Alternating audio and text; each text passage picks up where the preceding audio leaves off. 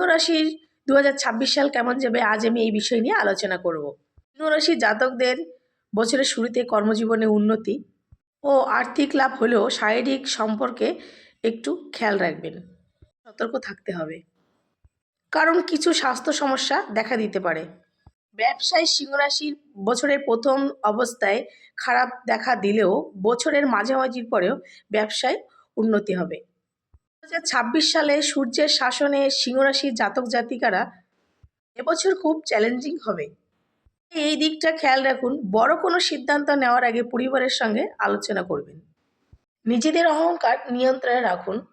2026 সালে বিদেশ ভ্রমণের সম্ভাবনা খুবই ভালো। এছাড়াও বিদেশের কাজের সুযোগ আপনাদের আসতে পারে। উচ্চশিক্ষায় পড়াশোনার জন্য বিদেশে যাওয়া হতে পারে।